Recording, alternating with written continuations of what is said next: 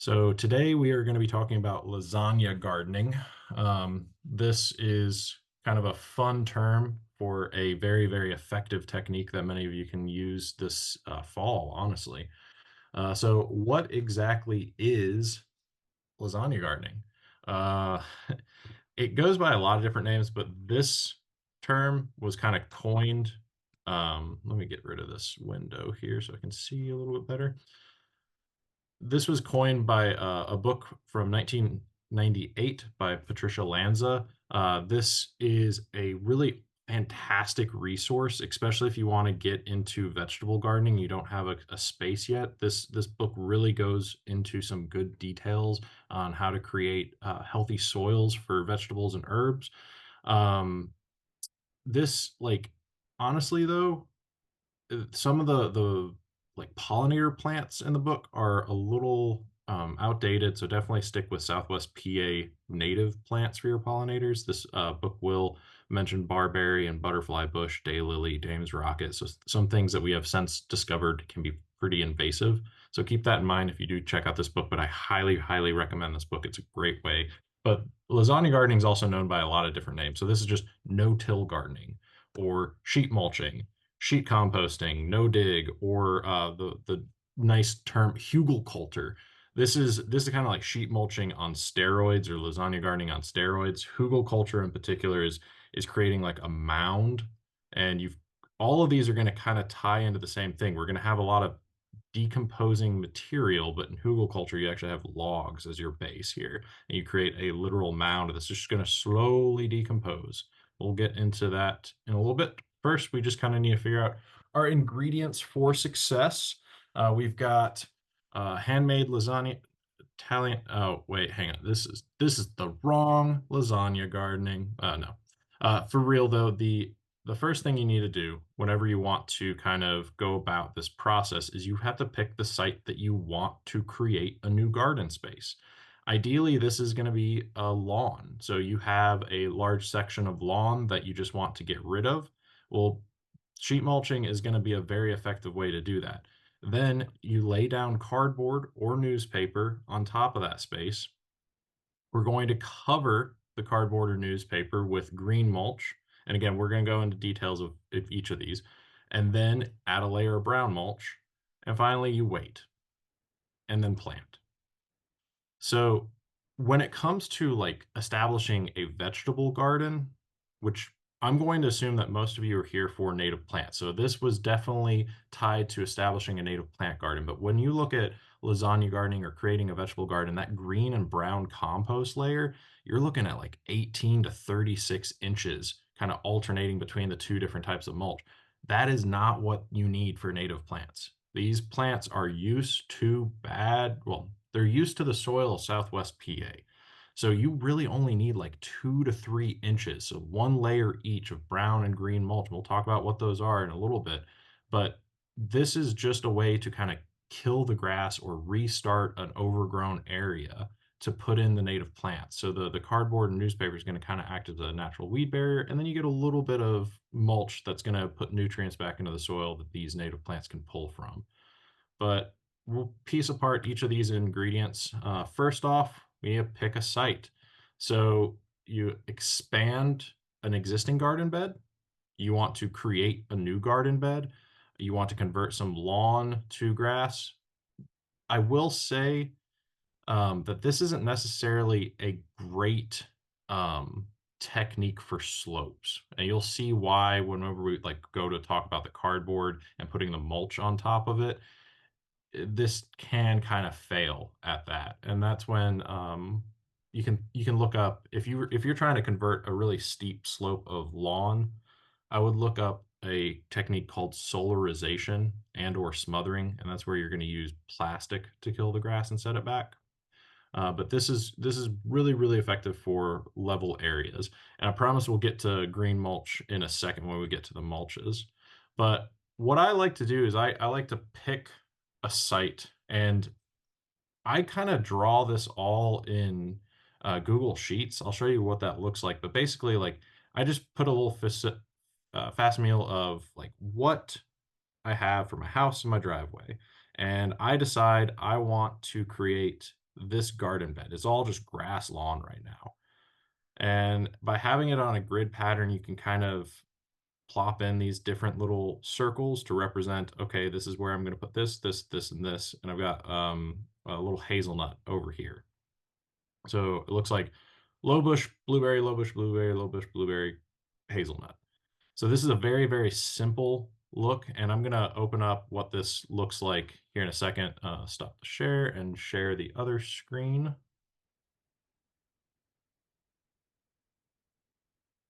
So what I mean by using Google Sheets is this. So let me make sure that it's sharing the right one. Yeah, so this can be done in PowerPoint, but basically I just lay down a grid. I say like, okay, 1 block equals 5 foot for my base scale. And I put in these little circles, and you can use lettering and insert them. Otherwise, what I'll do is I just kind of select one and add a comment of like, this is going to be my location for anise hyssop. And down here, I'm going to put down a lot of late season asters. So this is one way to kind of go about designs. You can also draw this out, but I do highly recommend, it does not have to be completely accurate, but at least kind of get a plan together when you pick your site. And as far as other resources for that, nope, don't want to share that one. Let's see.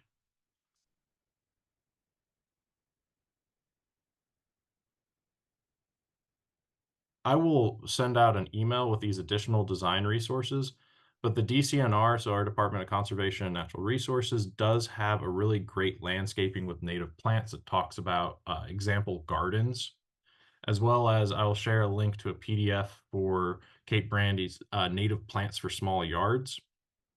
And both of these really go into some good detail approaching like how to go about designing these types of things.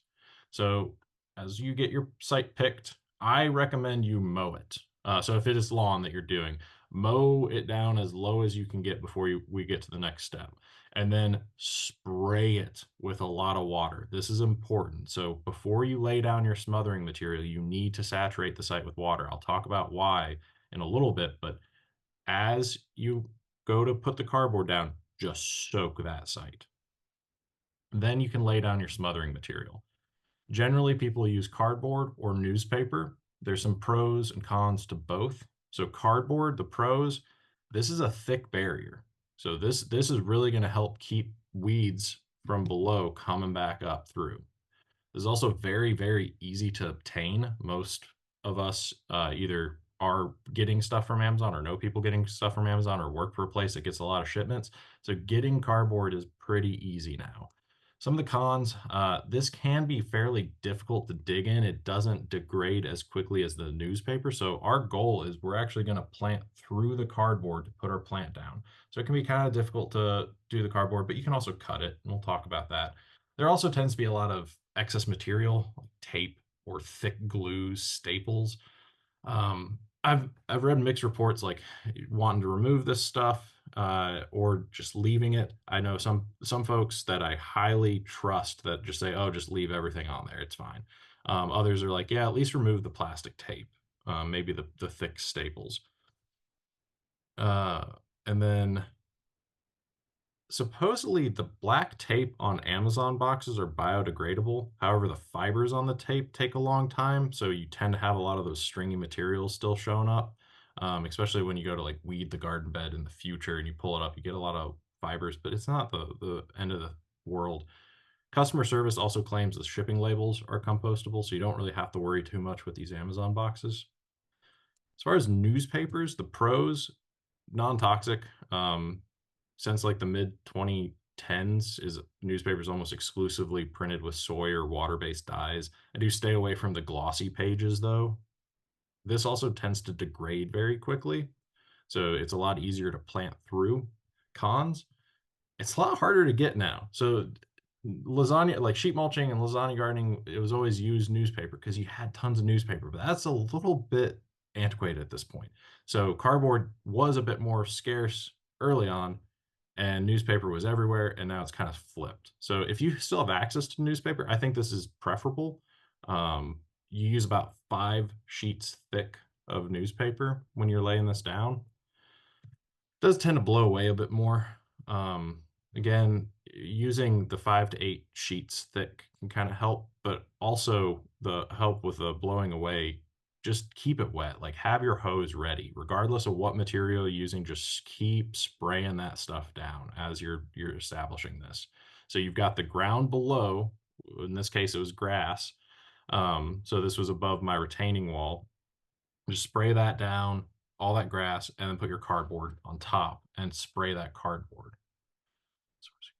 Um, oh, so we've got some, they've been sourcing flat, unmarked cardboard from Sam's Club. The large sheets between the items in the stack also have no tape. So yeah, that's great. Yeah, especially if you know some folks that have access to places that get large pallets. Sometimes they'll separate those pallets with just the big sheets of cardboard that they lay over the top and then saran wrap it down. It kind of helps maintain the cube shape of that pallet. So get in touch with anyone that you know that works in warehouses or in large box stores. You can get boxes pretty quickly. All right, now we're to the mulch sections. So green mulch is the mulch or compost that adds nitrogen back to the soil. The one of the easier ways to get this is grass clippings. However, you want to cut the grass before it goes to seed, because if you're just laying the seed right on top of this cardboard, you just kind of introducing grass to the garden that you're trying to create. So grass clippings are great as long as it hasn't gone to seed. uh, Decomposed manure, kitchen scraps, weeds, again, without the seed head. So if you start pulling out another area, just make sure they don't have the seed heads. And this is, again, like the green stuff that we're putting nitrogen back in. You do want to avoid grease or oil, dairy products, coal, or charcoal ash. Um, Definitely want to avoid weed or grass seeds and any diseased plant material. So just because like you cleared out a big section of privet, I wouldn't necessarily throw that down on here, especially if there's some seeds on it. And you want about 1 to 2 inches of this to the site. So this is going right on the cardboard. So we've just got some grass clippings where the grass hasn't gone too tall, and then some of the like crabgrass or some other weeds from various areas that haven't gotten to seed. And then you're going to top that with some brown mulch. And the brown mulch is what is adding carbon back to the soil. So those of you familiar with composting are probably familiar with these two topics. But we need carbon and nitrogen back to the soil, and brown mulch is going to be coming from mulched leaf litter.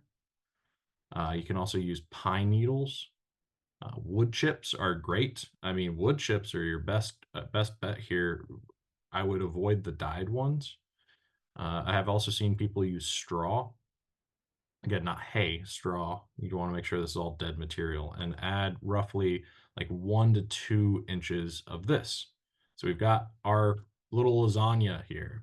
We've got our base layer of cardboard in this case, one layer of grass clippings, and then one layer of brown leaf and some sticks. So this is about like 2 to 3 inches is all you really need.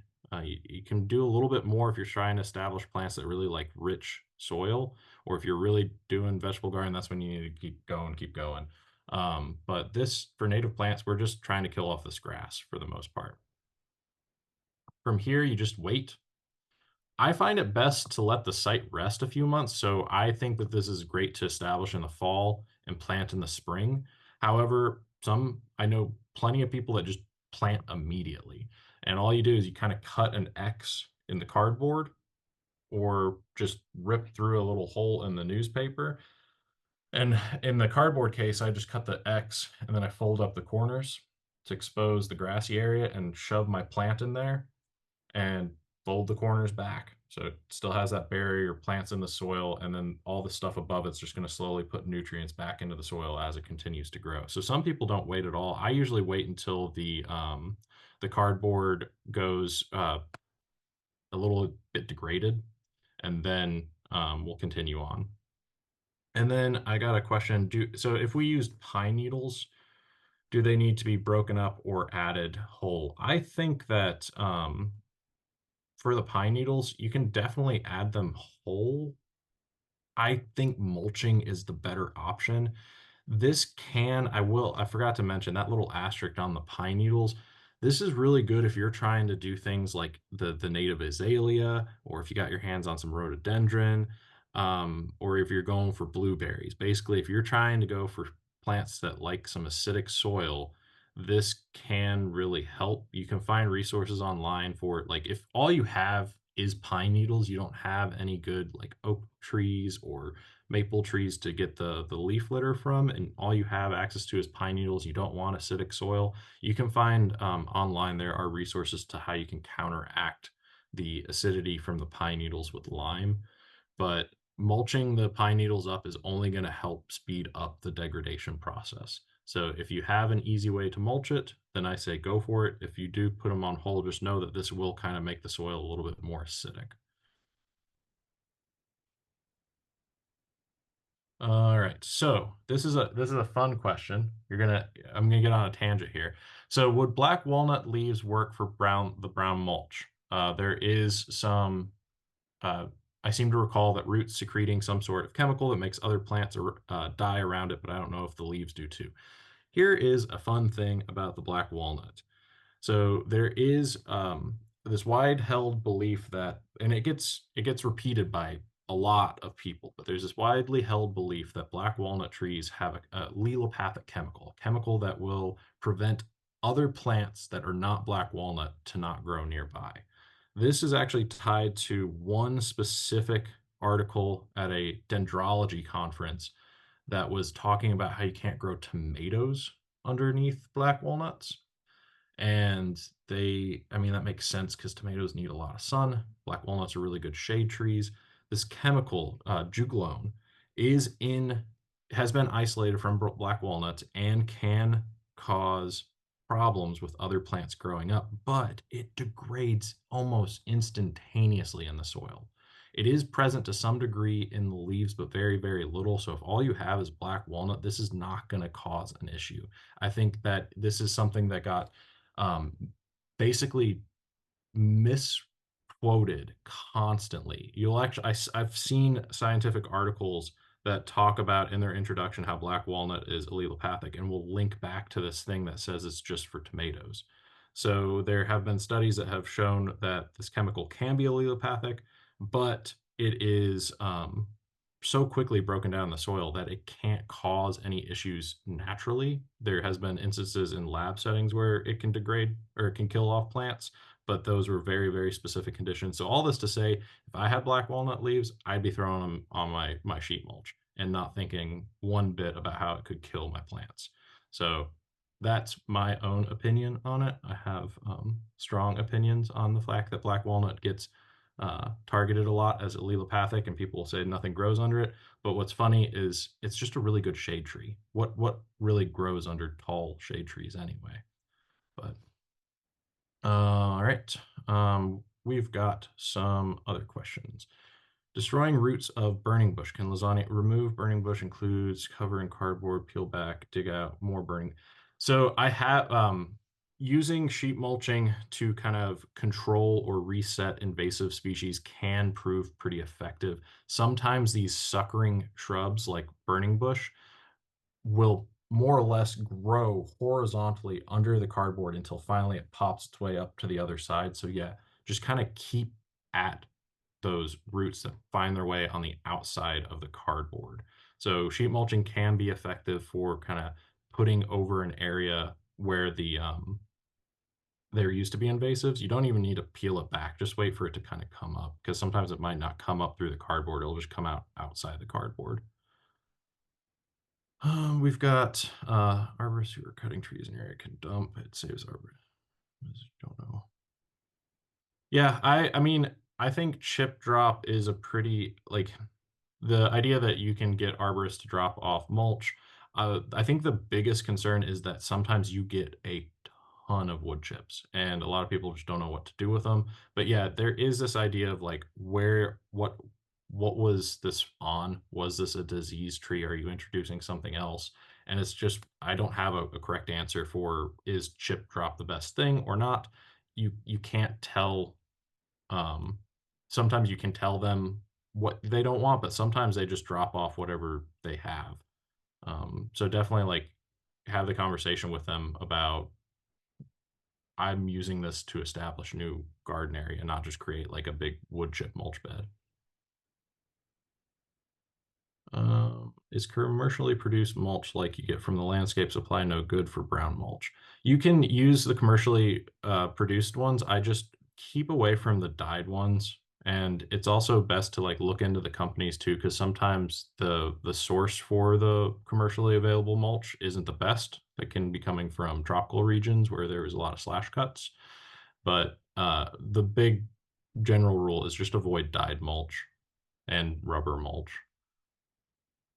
All right, so to continue on, so we've kind of talked through adding the mulch now, to which we are going to wait and then plant. So this photo right here, this is these are all native plants. This is Lori Floam, her garden. This was the sheet mulching was done in fall of 2022 and planted primarily with winter sown seeds in spring of 2023. And this photo was taken in July 2023. So just a couple months after they were planted. This is already like how well it looks. So this was all grass in the summer of 2022. And she did sheet mulching to create this whole space right here. And the wood chips are actually from a wood chip drop, if I recall correctly. If you're curious about, so winter sown seeds is something that can really help speed along the growth of your native plants. And if you're interested, we will be having an online winter sowing uh, like online lecture, kind of like this, on November 13th.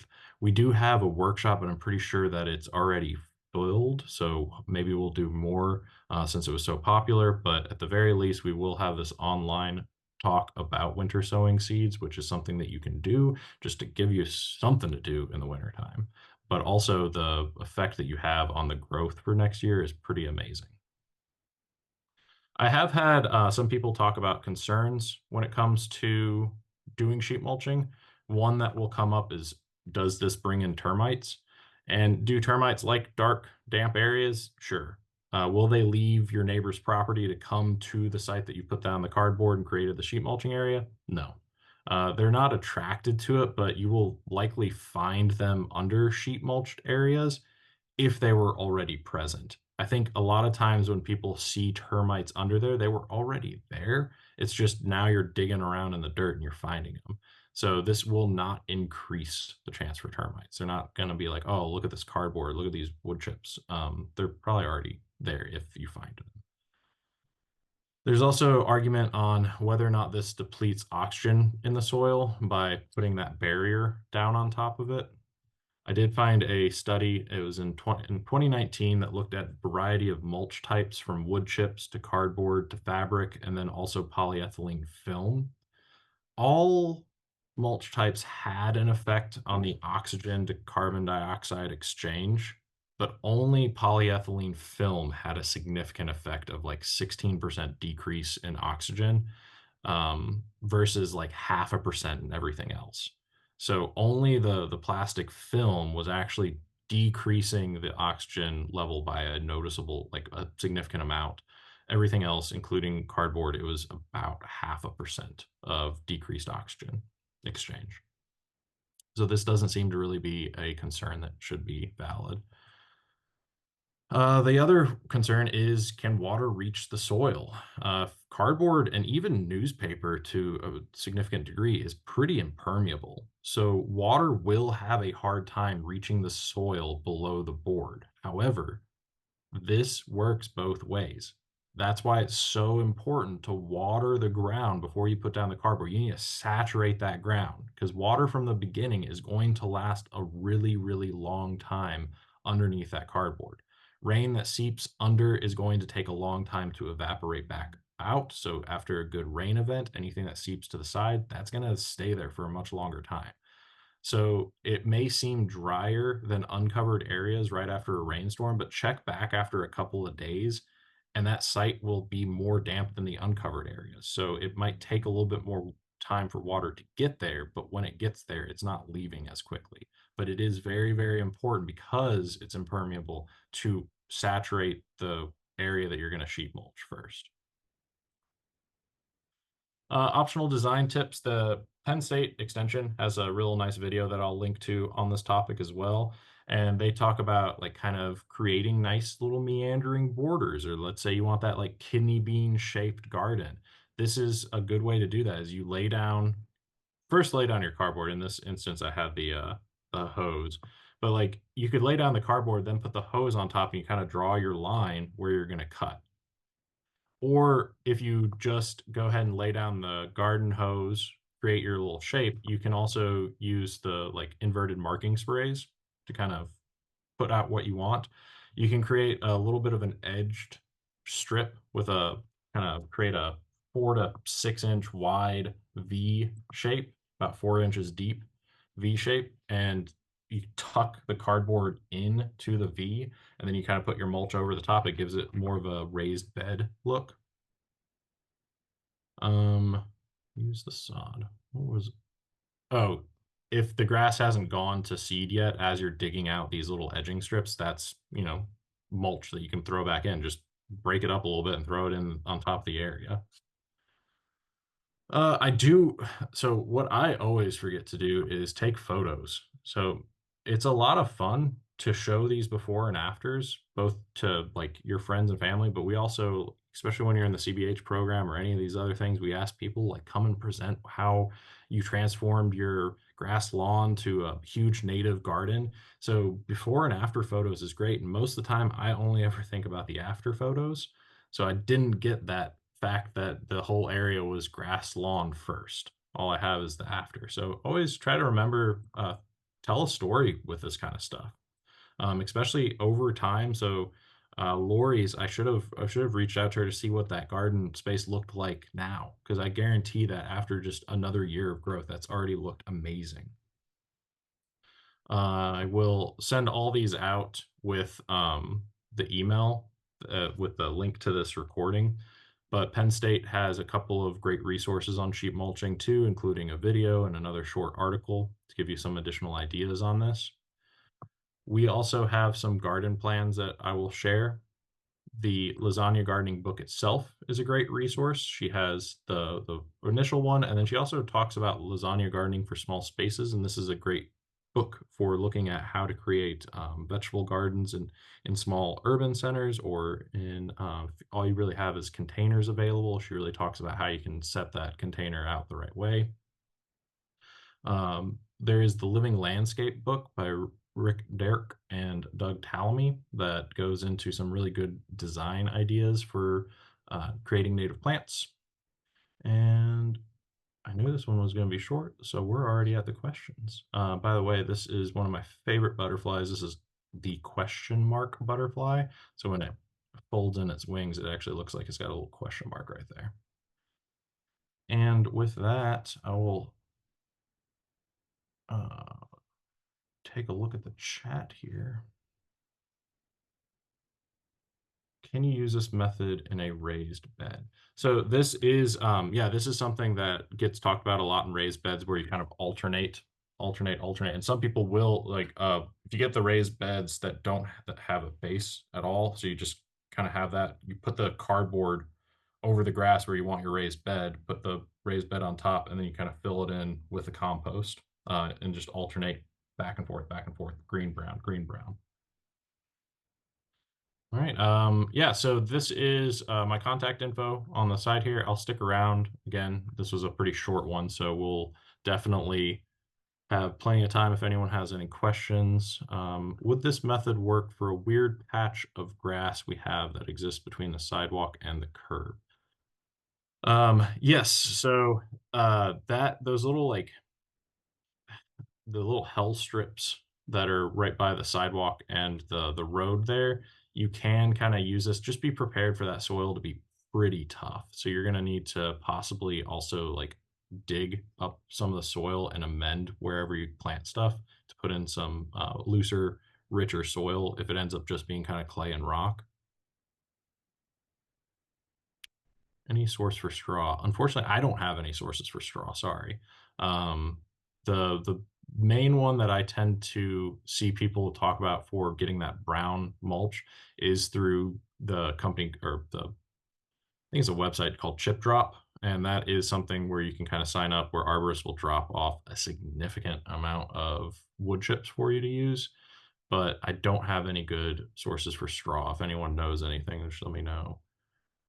Suggestions. Oh yeah, sorry, that was another one for straw. It's okay to use cardboard that's waxy.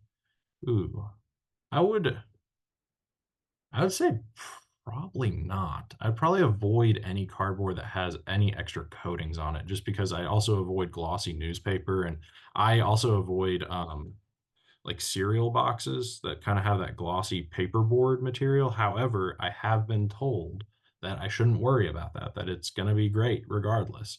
I'm a little bit more picky though. I like to just use cardboard that has nothing or newspaper that's not glossy. Hay will have seeds on them. So straw is usually just dead material. Hay will still have seeds. So if you get hay, one, it'll be more expensive because that's something that can be consumed by animals. But hay will also have a lot of like grass seed in them. So you can get straw. You can get straw bundles at the farms in the fall. Yeah, it sounds like a lot of home stores are also selling it for Halloween.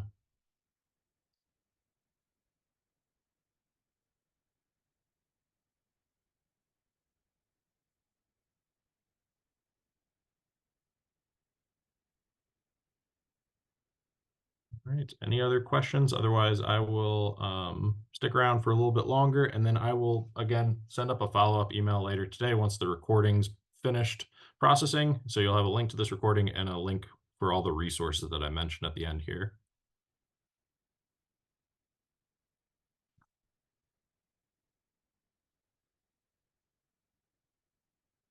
All right. Well, then in that case, I will see you all around. Thank you for joining me on this short little presentation. You all have a great rest of your day.